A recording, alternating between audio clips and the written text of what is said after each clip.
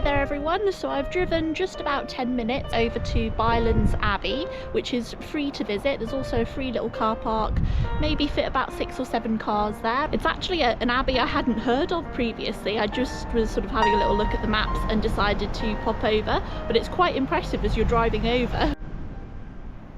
On the 31st of October 1177, monks belonging to the Cistercian order arrived at Bylands Abbey. Here they dedicated their lives to God, with a daily routine of prayer and work. In the 13th century, there were approximately 80 monks who spent most of each day in church. There were also 160 illiterate lay brothers who served God with their labour.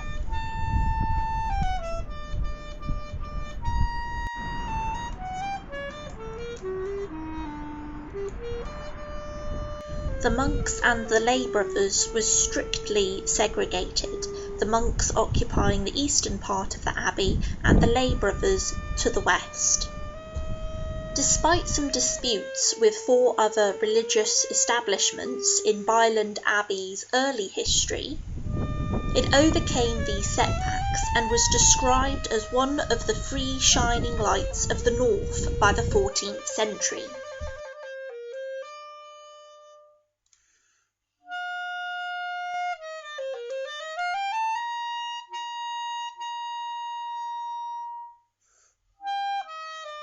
The church. This was the holiest part of the abbey, and the monks gathered here for the 8 services that made up the monastic day. The lay brothers worshipped separately from the monks in the nave. After they ceased to be part of the community in the 14th century, the space was used for chapels and religious processions. Life at Byland came to an end in 1538 during Henry VIII's suppression of the monasteries. The 25 monks which remained left with pensions, and the abbey quickly reduced to ruins.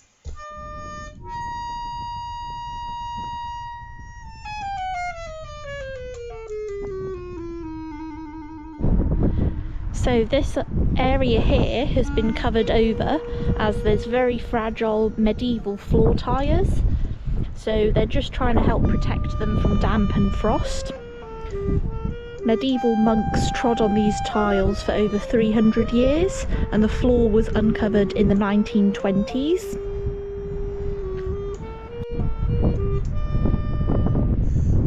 In October 1322, King Edward II was at Byland Abbey.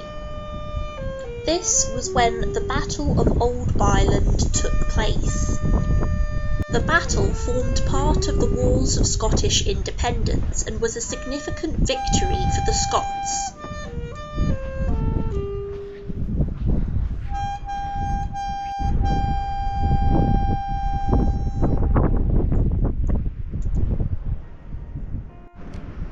So this would have been the chapter house, which was built in the late 12th century. It was where the monks gathered for their daily meetings. It would begin with the reading of a chapter from the Rule of St. Benedict, which informed every aspect of monastic life, giving the building its name. A monk of Byland wrote a ghost story telling how the corpse of a local priest called James Tankerley rose at night from its grave at the entrance of the abbey's chapter house.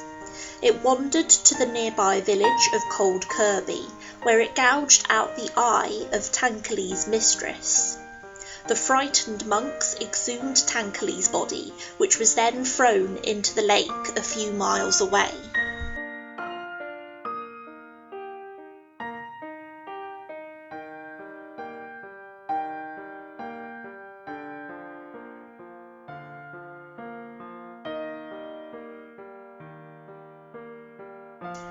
The west range of the abbey was built for the lay brothers.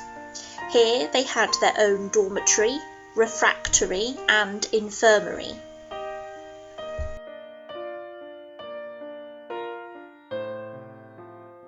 Generally illiterate, the lay brothers spent most of their time working on the abbey's extensive estates. The West Range was built in around 1165 and was the first building to be completed at the abbey. This would have allowed the lay brothers to assist in the completion of the other buildings, ready for the arrival of the monks in 1177.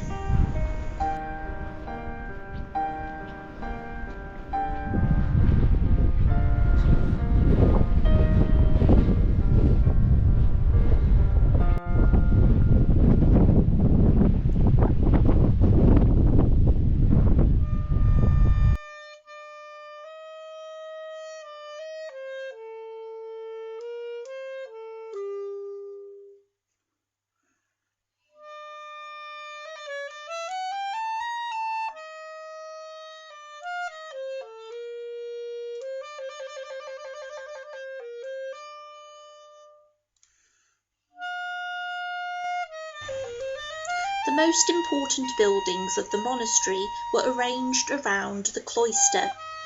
Its central open square, or garth, would have been planted with fruit trees.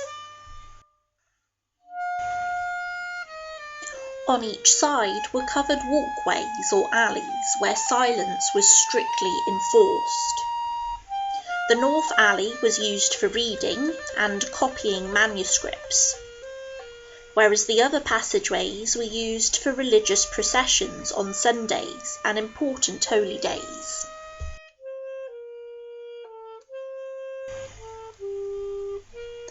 Byland Abbey has one of the largest Cistercian cloisters in England, an indication of the size of the community the abbey held.